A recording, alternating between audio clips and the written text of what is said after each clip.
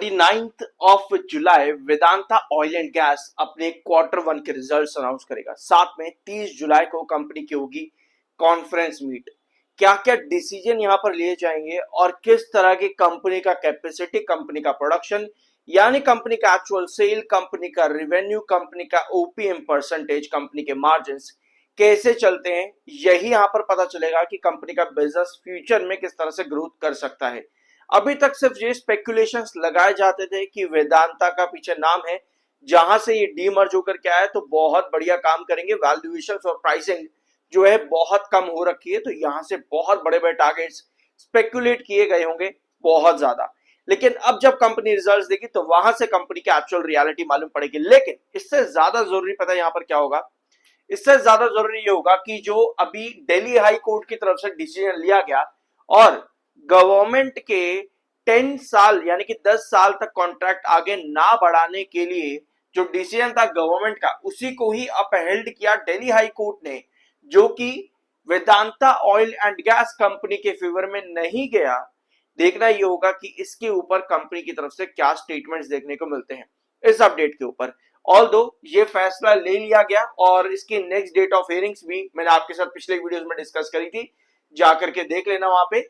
और ये जो प्रोजेक्ट है आपका गुजरात कोस्ट में पड़ता है, केम्बे, जहां से कंपनी का 5% प्रोडक्शन आता है।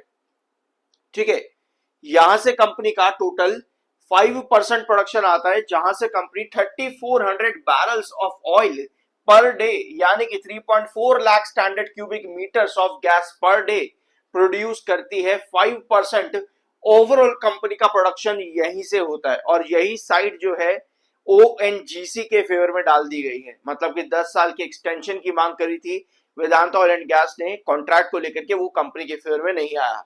अभी इससे 5% है, यानी कि बाकी का रिमेनिंग परसेंटेज ऑफ कंपनी का प्रोडक्शन है वो और अलग अलग ब्लॉक से आता है।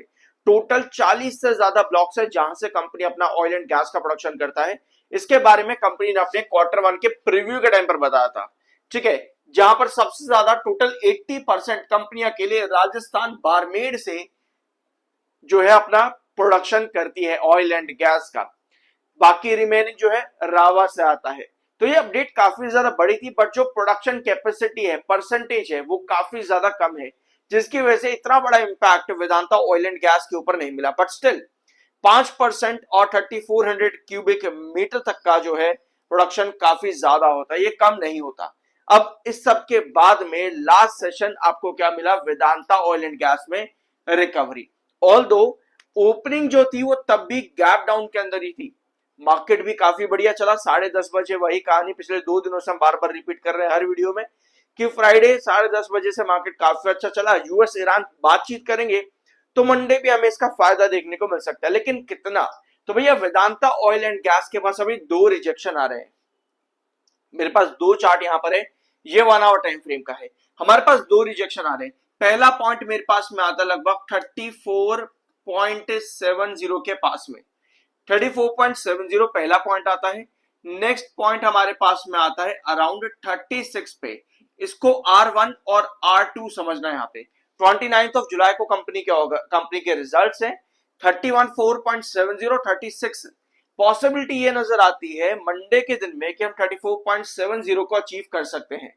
अचीव करने के साथ में जरूरी ये होगा यहाँ पे कि हमें क्लोजिंग भी मिले 34.70, क्योंकि हर रिजेक्शन के पास में क्लोजिंग सबसे इंपॉर्टेंट होती है। तो अगर 34.70 पर आपकी क्लोजिंग आती है तो हम एक्सपेक्ट कर सकते हैं ट्यूसडे 35.10, लेकिन 34.70 बहुत ज्यादा इंपॉर्टेंट रहेगा और यहां पर आपकी स्टेबिलिटी बनना जरूरी है, तभी ट्यूसडे के दिन हमारे पास इससे बड़ी पॉसिबिलिटीज नजर आती है। अदरवाइज 34.70 पर देखना ये होगा कि ट्रेडर किस तरह से एक्टिव है। अब इन्वेस्टर की जब बात आती है तो इन्वेस्टर ने अगर यहाँ पे बुलिश एमएफआई को देख करके एंट्री करी 32 की रेंज पे, जहां से आपको पहले तो कोई इंपॉर्टेंट ट्रेंड नहीं है बेसिकली, 32 की रेंज से जहां पर आपके एमएफआई को देखते हुए जो कि बुलिश है, वहां पर इन्वेस्टर ने अगर एंट्री करी है तो इन्वेस्टर का जो इस समय ओपिनियन रहेगा वो भी कहीं ना कहीं 34.70 की तरफ बन सकता है कि यहाँ पे किस तरह से रिएक्ट करेगा Vedanta oil and gas, and accordingly ही हम इसमें आगे बढ़ेंगे। अब ये एक पॉसिबिलिटी आती है आपकी मंडे को लेकर के कि मंडे के दिन की क्या यहाँ पर पोजीशन बनती है। अब जब लॉन्ग टर्म की बात आती है तो वहां पर कंपनी का रिजल्ट सबसे ज्यादा मैटर करता है। जो रिजल्ट है उसके अकॉर्डिंग ही लॉन्ग टर्म पॉसिबिलिटी बनेगी। और लॉन्ग टर्म ब्रेकआउट के लिए सबसे इंपॉर्टेंट ट्रेंड आता है 39 रुपीज का। यानी मैं कितनी भी बाइंग यहां पर करता चला जाऊं, जो ब्रेकआउट की पॉसिबिलिटी है वो कुछ इस तरह से वी पैटर्न बनाते हुए ही हमको यहां पर मिलेगी, जिसमें 39 क्रॉस करना सबसे इंपॉर्टेंट है। तो आई बिलीव कि यहां पर अभी चार्ट जो है थोड़ा सा जो है काफी थोड़ा सा मतलब रिस्ट्रिक्टेड रहेगा 34.70 35.10 इस रेंज के अंदर। अब जब लॉन्ग टर्म की बात आती है 39 यहां से वी पैटर्न बनाते हुए ही ब्रेक होगा। यानी कि लॉन्ग टर्म के लिए चीजें कंपनी के लिए सूटेबल होनी चाहिए, तभी आपको लॉन्ग टर्म ब्रेकआउट मिल रहे हैं।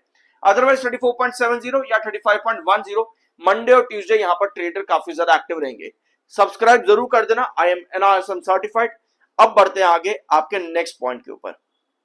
ठीक है, 5% अभी आपने यहां पर समझ लिया कि कंपनी सिर्फ 5% केर्न ऑयल एंड गैस जो है प्रोड्यूस करती है, जो कि फेवर में क्या है ओएनजीसी के।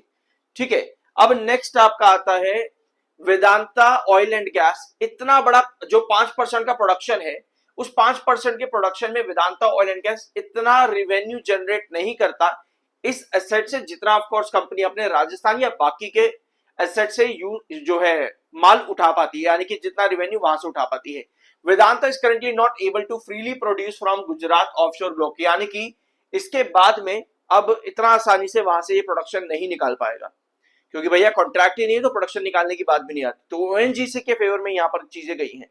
बट अभी आगे देखना है कि ये है कि आगे सुप्रीम कोर्ट में भी ये मैटर जाएगा, फिर शायद आर्बिट्रेशन में भी देखने को मिले। जो भी यहाँ पर प्रोसीडिंग फर्दर चलती है, नेक्स्ट डेट ऑफ हेयरिंग के अंदर किस तरह से कहां ओएनजीसी या वेदांता ऑयल एंड गैस के फेवर में डिसीजन आता है, या फिर ओएनजीसी के बेस फेवर में, ये चीजें देखने वाली होंगी। बट स्टिल कंपनी को इतना नुकसान यहाँ पर कहीं ना कहीं लग रहा है कि नहीं हुआ है इस डिसीजन के बाद में। 29.1 पर आपका एमएफआई है जो कि बुलिश है। यही चीज मैंने आपको बताया कि कहीं ना कहीं एमएफआई जो आपका बुलिश है, इसी पॉइंट को देखते हुए आपके पास ट्रेडर एक्टिव हुए लास्ट सेशन के अंदर और मार्केट की पोजीशन। तो मंडे के दिन भी मार्केट की थोड़ी बहुत स्टेबिलिटी रहने के चांसेस है। रीजन बस एक छोटा सा है, यूएस ईरान कह रहे हैं कि भैया हम वापस से बातचीत करेंगे, बस यही एक रीजन बन सकता है मंडे के दिन के लिए। बाकी अभी भी जो है अनसर्टेनिटी, ग्लोबल अनसर्टेनिटी काफी ज्यादा बनी हुई है, और इसी वजह से आपका जो पेट्रोल है, ऑयल है, डीजल है, इनके प्राइसेस भी और इनका पर बैरल प्रोडक्शन इंपोर्ट भी काफी ज्यादा रिस्ट्रिक्टेड है। तो देखते हैं किस तरह से मार्केट रिएक्ट करेगा मंडे के दिन। आई होप इस वीडियो में कुछ नया जानने को मिला होगा। मिलता अगले वीडियो में।